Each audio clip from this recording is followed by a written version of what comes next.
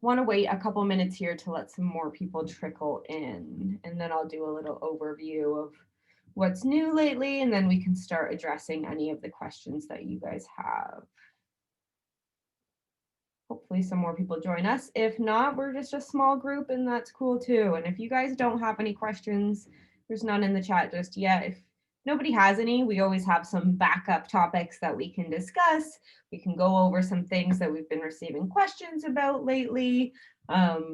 Anything like that, some best practices, things that are just good to know anyway. So we're not just sitting here waiting for somebody to ask a question. We're always kind of prepared with something to say.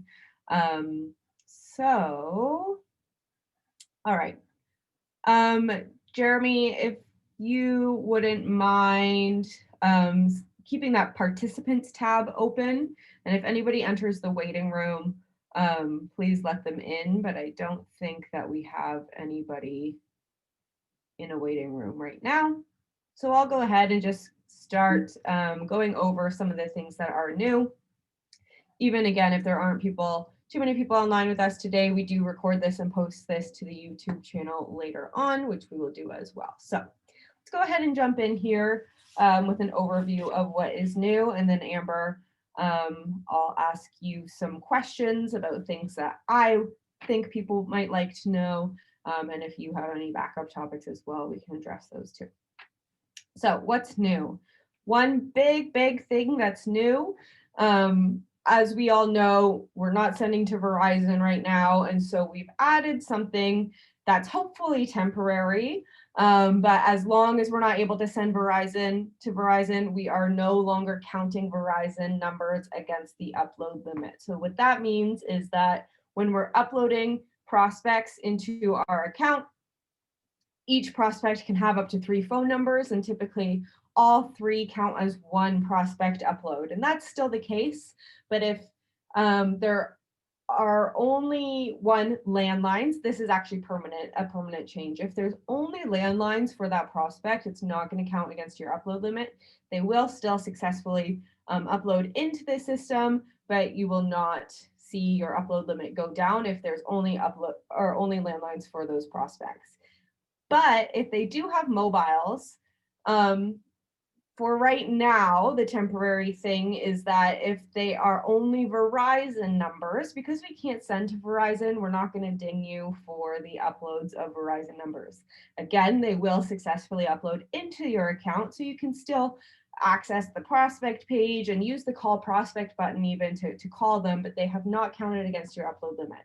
So there's 3 different kind of instances here or cases that you won't have any uploads. 1, they're all landlines. 2, they're all Verizon mobiles. Or 3, it's a mix of the 2.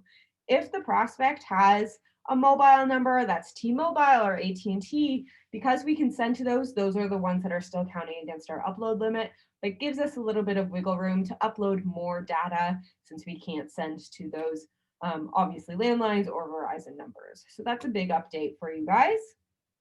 Another one is if somebody replies wrong number, it is going to automatically mark that prospect as wrong number. And so now we've also changed it so that if you have the auto dead feature on, which for those of you who might not know what the auto dead feature is, it's here in your campaign settings, you can toggle it on. This is for prospects who reply and say not interested, sold, leave me alone, I'm going to report you. If you have this on, it's going to automatically qualify them as D and C. But our wrong numbers used to be in here, but we have taken them out. And so instead, they're only getting marked as wrong number instead, not in the auto dead anymore. So that's true for everyone. Next, there is a fix. We did have something where if the conversation was long enough, so if we had more messages here, the bottom information, so this information here, was getting cut off by our reply field. And so that has been fixed. We can now see all of the information in a full conversation there. And the last thing that's a pretty big thing is what we've developed in response to kind of what's been going on lately. So we all know, yes, Verizon blocks, but the messages that go through to other carriers, some accounts are getting flagged as spam. And when you get flagged as spam, your delivery rate goes to 0. for about 2 hours. And we can talk about this more in a little bit. If you guys have questions about it, pop them in the chat. But if you do get flagged as spam, we're now telling you that you've been flagged as spam. So if I click into this campaign, I can see my Seattle phone numbers. My Seattle market has been flagged as spam. So it says here the phone numbers in the Seattle market have been flagged by the carriers as spam and are currently in a temporary 2-hour cooldown status. This 2-hour span is actually, it's not implemented by Sherpa. However, we're just keeping you from wasting prospects and trying to send more when it's not going to go through anyway. So this 2-hour block is actually in place by the carriers. And so we are putting your market on our end of things then into a temporary two-hour cooldown status. We know to do this because if you've been flagged as spam, we get some error messages back from the carriers that tell us that you've been flagged as spam. And so we know when to do this. And so if that's the case, we're going to block you from sending more messages in that specific market. And then it will say, in the meantime, we highly suggest editing your templates because it might be the language that has gotten you flagged, or the frequency at which you're sending messages as well. So, and once the cooldown status is removed, slow down your outgoing messaging and allow a few minutes between each batch. If you have other markets, they should not be affected by this temporary block. So this, again, is our Seattle market. It has been blocked, but if I go into a campaign, actually, I don't know if we have enough phone numbers in here. No, I don't. But if I had enough phone numbers, this San Francisco market would not be blocked and I would still be able to use it. So if you have more than one campaign, or sorry, more than one market, which lots of people only have one market is included in your subscription. But if you do have more than one market in your account, it's the market itself that gets blocked and not the entire account. So I could still work in my Seattle campaigns when my I can still work in my San Francisco campaigns when the Seattle market is blocked and vice versa. So those are all of our updates. We can also see if we go to the phone number manager, and if I click on Seattle, I can see that all of my active numbers are in a cooldown status here. So if you guys see that, it means you've been flagged as spam and we need to kind of rethink the way that we are approaching messaging. All right. So I don't think we have any questions so far. If anybody has questions about any of those updates, just pop them in the chat. If not, Amber, please unmute yourself and we will kind of get into our own little question and answer session. So Amber, do you have anything that you think might be helpful right now for users to know? Well, looking at who's on the webinar, I think I just had an account review with Andy. He's here, so I just told him all of those best practices. Yeah, I mean, as far as everything Allison just said, I think the biggest thing is trying to avoid that block, obviously using best practices to space out your batches and making sure your templates are all set. All right. You know, avoiding those words that are. I have some questions for you then, Amber, that I will pose myself as a user as we do post this to the YouTube channel. Could be helpful for anybody kind of coming around. For you guys who are online, again, questions pop up, just pop them in the chat, or you can even unmute yourself. We only have a few people online today that it won't get too crowded. And so if we're saying something and you have a question that you'd like to just unmute yourself quickly, go ahead and do that as well. So Amber, I'm going to ask you some questions. Other than the frequency that we're actually sending the messages themselves, what are some other best practices? Is it okay to just have a template to start with, or should we have lots? What's kind of best practice with how many templates we should have? Yeah, for sure we want as many templates as we can. The more templates we have, obviously, the better as we rotate through those. So if you only have a few templates that are being used, obviously that's going to stick out to the carrier. Yeah, so here, you know, the more templates, the better. Another thing with the templates that we want to look at is the phrases and the wording that we're using. So if you want to go ahead and click on one of those, we can edit and see what we have here. This one's obviously invalid. I'm not sure why this one's invalid. Why is this one invalid here? Name, username. One thing with this template that we don't want to ask is, do I have the right person? We want to text with confidence that we know who we're texting, so that we don't look spammy. So that's probably one thing that we would definitely want to modify with this template. Yep, and that's why that one's actually invalid. It's that phrase that's marking this template as invalid. Interesting. I had a couple the other day that they were asking a question that wasn't very straightforward of Yeah. knowing them, and it still is valid. So that's So very we have interesting. this list of terms that we know from data should not be used in templates. We know that they don't deliver well, they get you flagged as spam. And so right in here, do I have the right person is here. And so if any of these are in here, they're actually blocked from being used and will set your template to invalid. And so for That must these have been worded a phrases, little of course, different. we Yeah. can't use them, but also anything similar to these that send the same kind of message should not be used either, as they probably have just a million different ways to say the same kind of thing, to Good block point. templates as well. Yeah. So avoiding those phrases, obviously. But like we've said, and a few of you have probably heard that it's not an exclusive list. We don't know all the words. We don't know all the phrases. It's kind of a guessing game at this point. We have the words that we think stick out and that we want to avoid, but just keep in mind that you want it to stay personal and you don't want it to seem like you were trying to sell something through a text message or purchase something. You want to keep it very personal. An example that I like to use that I had talking with someone recently was, they said, well, I just say that I'm driving past their property street address and that it looks great and I'm looking for another project. And I thought that was a good example of being personal, because they think you actually are on, their street, like, that person, you're right there. So that was one good example that I like. So try to keep them as personal as you can. And again, confident that you are texting the person that or know the person that you're texting. Awesome. So yeah, and what would you say, Amber, to our users who are going online and looking for templates that are proven, that have worked for other people? Do you have anything to say for those? yeah, we definitely don't recommend searching for templates online.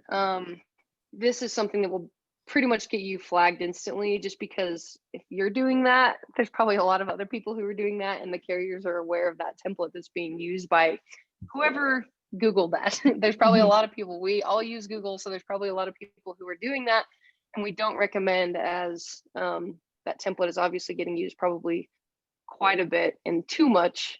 So yeah, we want you to create your own, and we know it's hard to create phrases and messages that say the same thing with just a few tweaks here and there, but definitely just be as creative as you can and make them your own, I guess. Awesome. Yeah, and the reason that I like to say that is because, especially for our users who are kind of newer to the game, or maybe they've done cold calling before.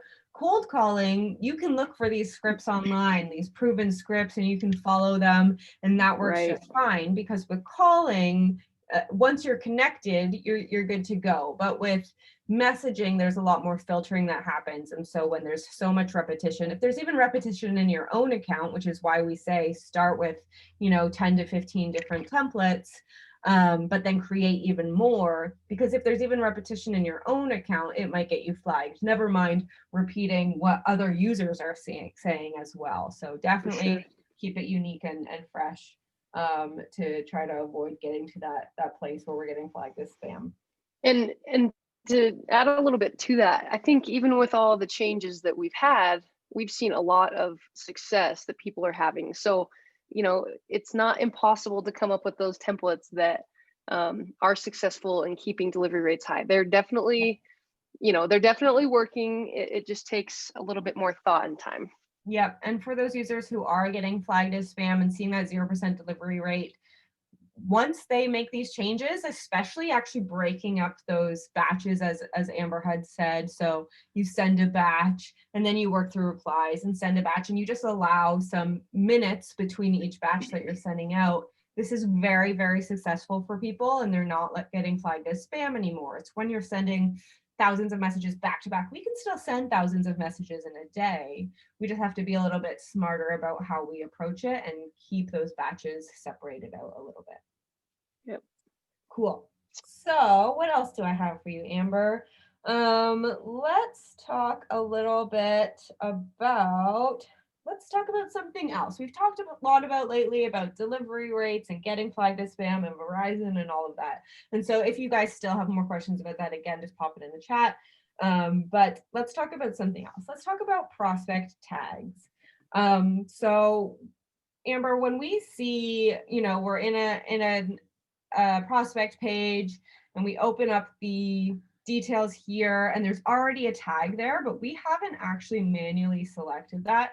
How did that possibly end up there? Yeah, when you go to import your contacts into a campaign, you're going to have the option to tag the list. So if you want to know, if they're divorce prospects or, whatever it is that it may be. I know we have quite a few different tasks here. I'm trying to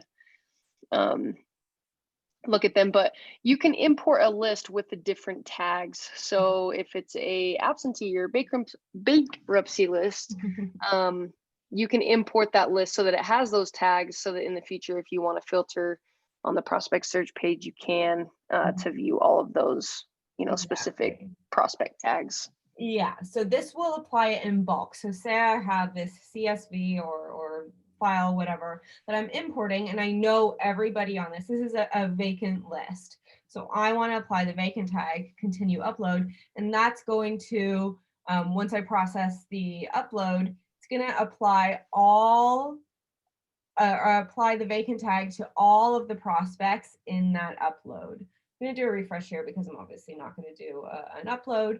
But also, if you already have a campaign that you've uploaded, you've started to work on, and you're like, hey, it looks like I maybe forgot to do that or didn't think about it, we can come back to it afterward and click this little tag icon and apply them after as well. Or maybe we did the wrong thing and we want to bulk remove it as well. So we can do that. This will add or remove the tag to all of the prospects in this campaign.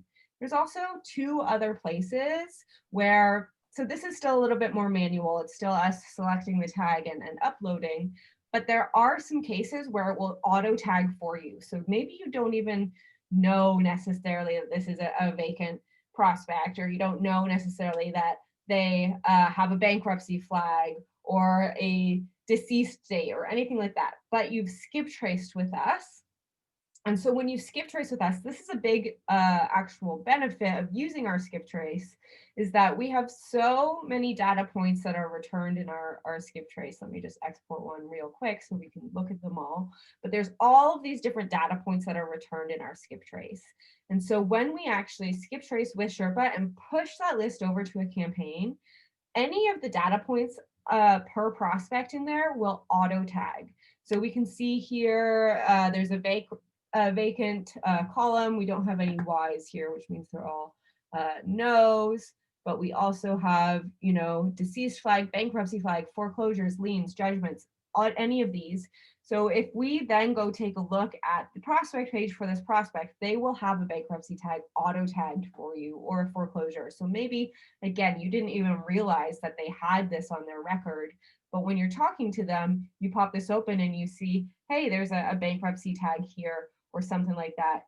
It gives you this information. So don't overlook this. And if you see it there, don't think, oh, I didn't add that, it must be wrong. It's actually giving you some more information, and it's a big benefit to using our skip trace. It does only auto tag if you are pushing to campaign. So if you download the list for whatever reason and upload it, it won't do it there, but it will do it on that push over to the campaign. And then what Amber had referred to, you can then come here to the prospect search and see, okay, I want to actually see everybody who has a bankruptcy flag or whatever, and apply the filter, and it will bring up this list of prospects across all of our different campaigns. The prospect search is not campaign specific. And so then it will generate this list. It always takes a few minutes. We, in our account, have millions of records. There we go. But we can see here, bankruptcy, bankruptcy, bankruptcy. And so we can scroll through, and we actually haven't contacted any of these people. And so maybe we actually do want to send them a message if we think that that will put them under a little bit more distress and make them more likely to sell. So that's where these tags come into play. Very good to understand how that works and use it to your benefit. Let's see, what else do I have for you? Looks like we have a comment in the chat. Do we? Awesome. Okay, it might be private to you, Amber. I can't see it. Yep. You know what it is. Yeah. So Andrew Hall said, just an FYI, I did slow down 15 minutes between batches, 1 batch each per city, so 200 per 15 minutes, and used very generic templates under 160 characters, and I got back above 90% delivery rate all day, but I can't send the same volume as before is the only trade-off. Awesome. Yeah, I mean, that's right. There is definitely a trade-off. If you're sitting there and texting for 8 hours a day and you're just blasting out all of these templates or these messages, obviously you're going to be able to reach more people. But, you know, if you just can space out, if you can allot a little bit more time, you can still send the volume. It's just going to be separated out more. So whether that's you or maybe you have a VA who can work some longer hours. So instead of sending thousands of messages in an hour or 2 hours, you spread that out a little bit more over the day. We can still get that volume out there. It does just have to be broken up a bit. But thank you for that comment. It's great to know that once you separated out those batches, you're seeing success and not getting flagged. That's what we like to hear. And it's, you know, not the most ideal thing. We don't love having to make these changes, but it's just where the world of SMS is going. So thanks for that additional comment. Yep. All right, so let's talk about let's talk about the actual prospect page and what some of these buttons do, especially for our people who are newer, but even for our people who have been around for a while. They sometimes don't understand all of the actions that happen with these buttons. So Amber, do you want to talk specifically about the verified owner button, when we should use it, what happens, and anything important for them to know? Yeah, so when you click the verified, that means you know that this person you were texting to this number is indeed that person. So 719 for this number example is Richard Tolan. So you would verify that this prospect is, you know, who they say they are with that phone number. And then, you know, in the future, if you ever have this number that you import, it's going to know that this is Richard, and that number's not going to get associated with someone else. Mm-hmm. And so what happens, because when we're uploading our prospects, we may have uploaded 3 phone numbers for Richard. So what happens to those other 2? Yeah, so the other 2, obviously, well, I guess they could technically be his numbers, but for the mobile number, you're going to know that this is Richard, and it's not going to associate those with him anymore for the texting purposes. Right. Yeah, it doesn't actually change, you know, the name that's associated with them. Their prospect pages are still there with his name and information, but the other 2 are marked as wrong numbers. So as long as we've verified the owner here, we've told the system, yes, this is Richard. We no longer need to contact these other 2 numbers, and they'll be marked as wrong numbers. So it could be Richard's other numbers, but we've already reached him, so don't need to message him again. Or maybe it's a cousin or something like that. And so the reason that it could potentially be a cousin or something, we don't DNC them. We mark them as wrong numbers, so that, because with a wrong number, if that phone number, if this one's a wrong number, if that phone number was reimported again with new prospect information, a new name or a new address, because it's Richard's cousin, he has his own address, it will be queued up again. But as long as it's reimported again with the same information, it's still going to be skipped due to wrong number. And so also the thing to know here is that when we're uploading, again, these 3 phone numbers for a prospect, if all 3 are mobiles, all 3 of them are queued up for messaging in the campaign. It's not, oh, we did 1 campaign and now we can move on to the phone 2s or the phone 3s. All phone number 1, 2, and 3, if they're all mobiles, are queued up. But all of the phone number 1 numbers are toward the beginning of the campaign. The phone number 2 column is in the middle of the campaign, and the phone number 3 column is toward the end of the campaign. So that gives us a chance to send a batch and contact the person at phone number 1 before trying phone 2 and phone 3. That's why they're not back to back. And then so if we hit verified on that first, they reply and they say, yes, this is me, and we hit this verified button, the other 2 numbers that are still in queue are then marked as wrong numbers, and so we don't end up messaging them. We will end up messaging all 3 in a campaign if we never hit verified owner on any of the numbers. So that's something important to keep in mind there. And the other thing that the verified owner button does actually is it's the only thing that goes into this metric, the list quality score. So we haven't sent any messages in this campaign. It's just a demo campaign. We haven't done anything. But if we are sending messages and we hit verified owner, it's the only thing that improves this list quality score. If we never hit verified owner, this is always going to be 0. So some people will reach out to us and say, why is my list quality so bad? And then we take a look at their account and we see they haven't been using the verified owner button.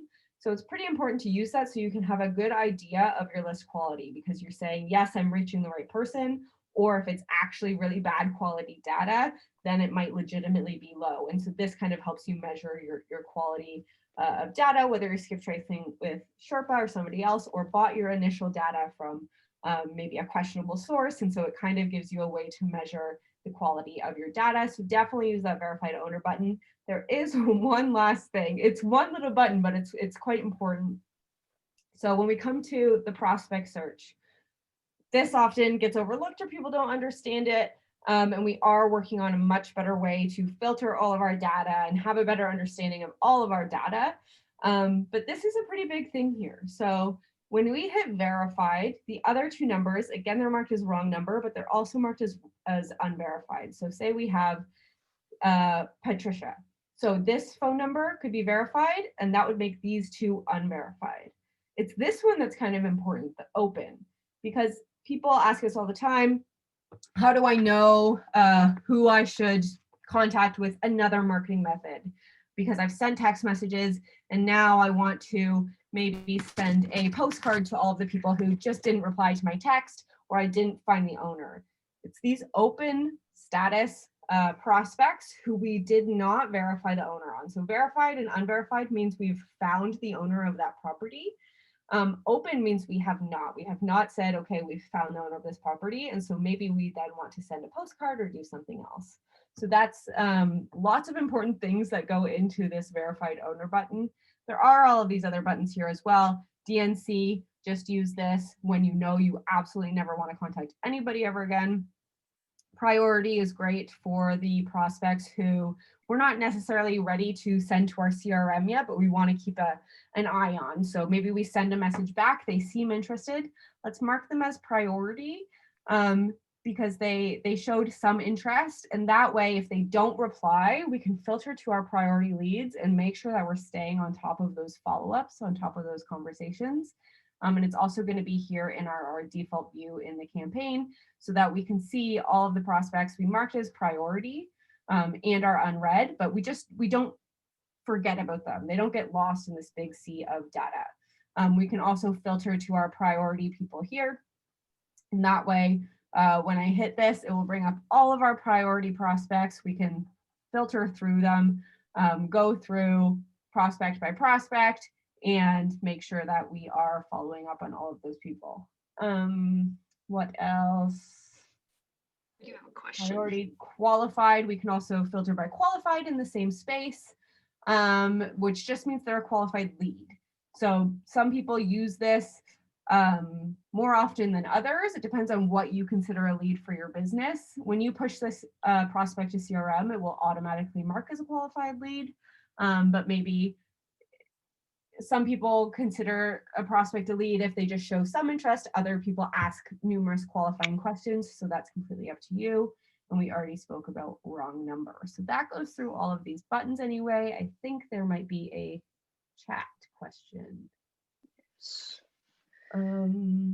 Did you arrange a simple recording of both incoming and outgoing calls? Can we expect some improvements there? So do we have recordings, Amber?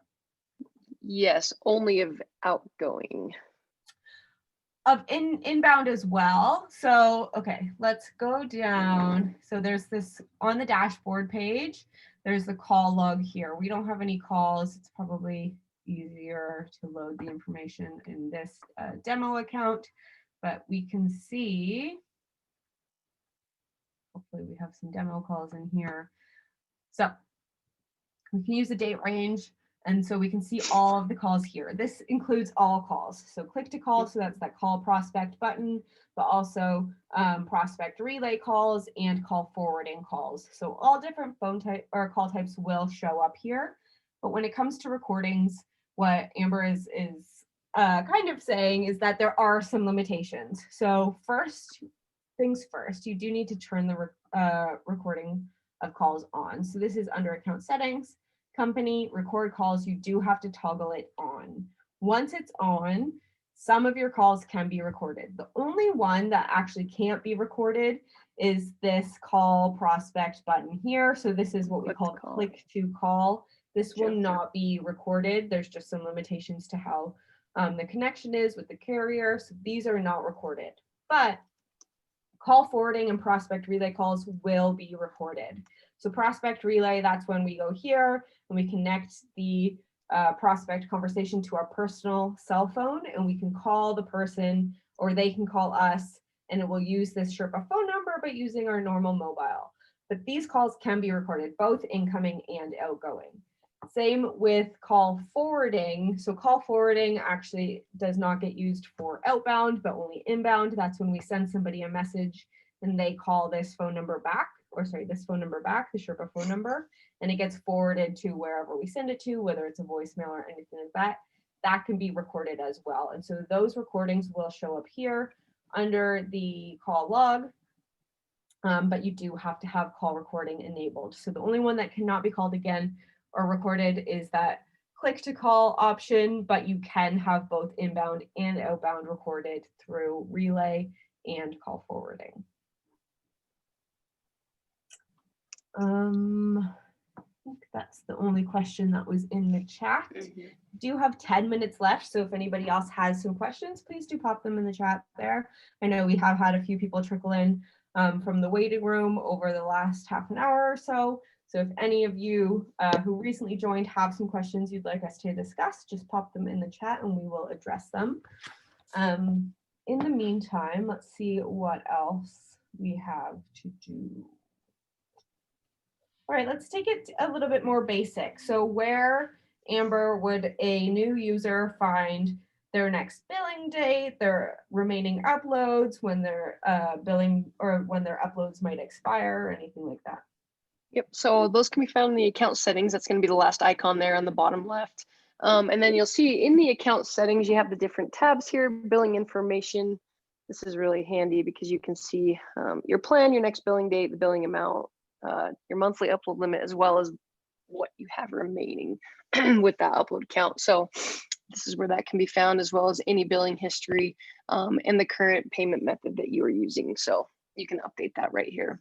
Awesome. And so for these uploads that are remaining, can I use those on my next billing day? Oh, this is our test account, so it's a little bit behind. But on, in this case, August 2nd, or do they have to be used before that? Yeah, so they're going to have to be used before the next billing date. They don't roll over, so they're going to reset on 9/2 if this was a real account. So you would need to use all of your uploads by the 1st of the month. Yeah, we can. Oh yeah, our live account doesn't have billing information, so this one's a good one to look at anyway, even though it's a little bit behind. But right, on the billing date itself, that's when things refresh. So we have to use our uploads by midnight the night before. We don't suggest waiting until midnight, just in case, you know, you have problems with your file, your formatting, or anything like that. So we don't recommend waiting until the last minute to use your uploads. However, things happen. But right, your uploads will not roll over, but the next month you have a new 10,000 if you're on the core plan, or 25,000 depending on what plan you're on, to use. And so also, duplicates will not count against your upload limit. So if you're doing follow-up campaigns or anything like that, or just re-importing old data, it's not going to count as new uploads. It's only new prospects that are going to count against your upload limit. And also keep in mind that all 3 phone numbers count as one upload. So these are all important things to note when it comes to that kind of billing information. Joel has a question. Is there a way to get alerts of new messages when not logged in? Yeah, so the best way around this, if we want to go into a prospect page, you can set up a relay to your phone. That would probably be the only way of really getting any type of alert. So where Allison is on this prospect page right now, you'll see that there is the option to select a relay. You can choose which team member you would like to select. So that means going forward, once you set this relay up, you'll get a text message that you basically accept to, I'm not sure exactly what it says, to opt in, I guess, to start messaging through your phone.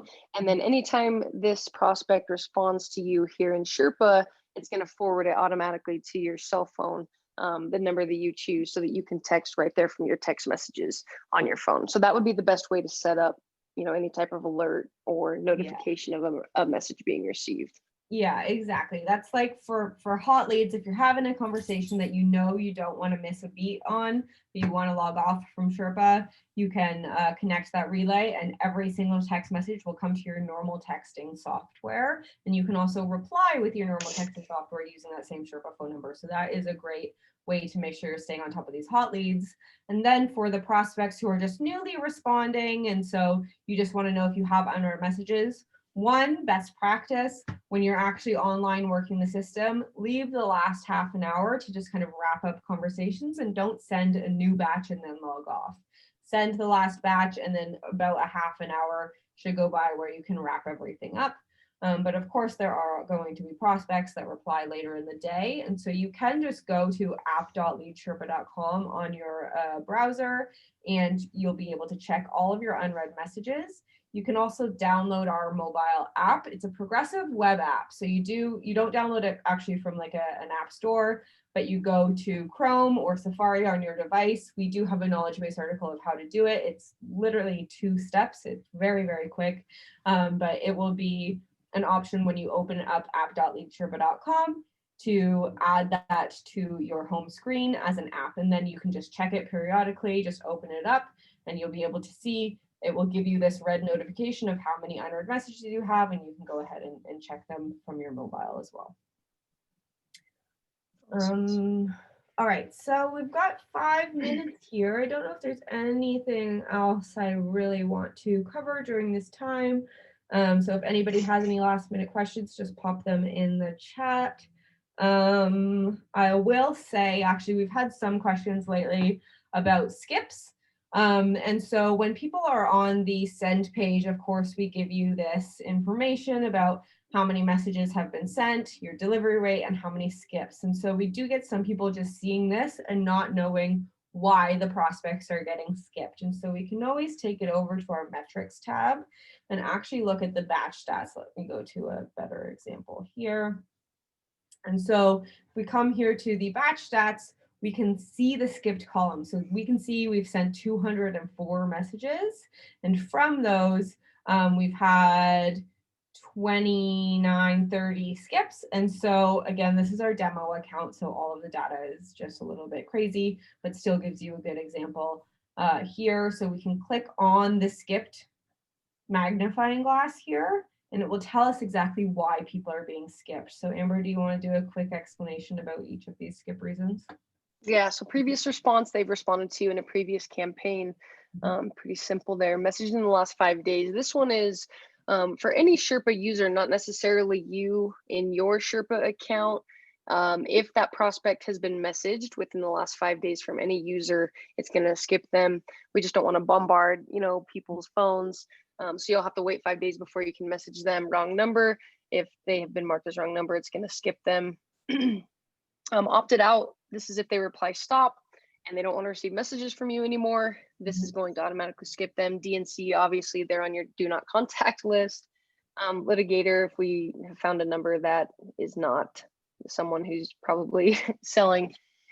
Forced, I'm not sure I know forced. Is that Forced is when we're actually on the send page here and we just hit skip on the prospect. So we're forcing. Gotcha. I learned something new every day. I really do. Carrier skips, and this is going to come down to Verizon at this time. Any prospect with a Verizon number will be skipped under the carrier. Awesome. Yeah. And this DNC, just to go back to it, because it's a kind of general term, this is our internal do not contact list, as Amber had said. We do not scrub out the national DNC registry because we're not selling anything, so we don't have to scrub them out. So just for anybody who sees this and maybe they have some skips, sometimes they say, hey, I thought we didn't scrub out the DNC registry. We don't. This is your internal DNC list. This means you've hit DNC on that prospect page and they're queued up again in a new campaign. And so we're skipping them because you told the system you don't want to contact them. So just some clarification on that one there. Yeah, I think that's all I wanted to say about that. I do see the chat a little bit here. It's to me privately, so I will ask it. When looking at metrics, is there any way to see what template was used for each batch?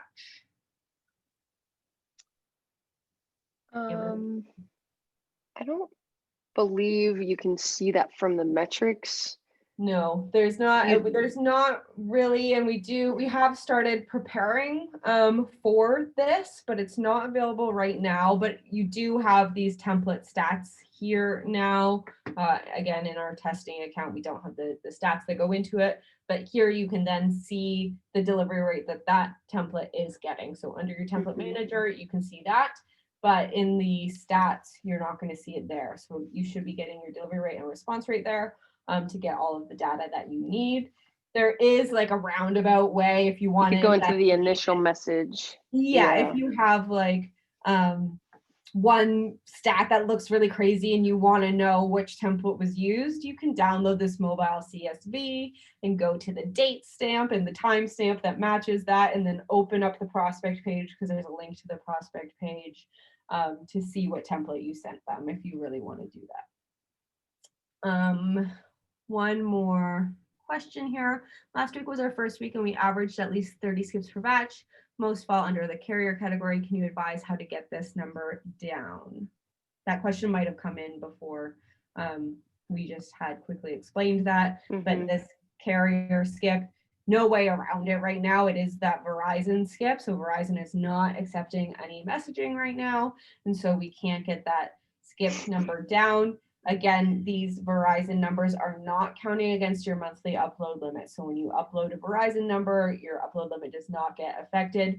They're still uploading into the system, and so we're still skipping them. But that's so that if you want to access a prospect page, you can still use that call prospect button. So they're still in the system, but they're not counting against your monthly upload limit. You're welcome, Zach. All right, awesome. That brings us to the end. That was great. If you guys have any more questions or anything that you need help with, do reach out to us at support@leadsherpa.com. If you don't know the email, it's here under your support tab. Here, support@leadsherpa.com. And so you guys can email us there. We have an awesome response time. Jeremy, Vinny, Amber, we're all there to help you. If you guys need anything, just reach out and let us know. Otherwise, we'll be here again, same time, same place in 2 weeks. We'll connect with you then. Thanks, everyone.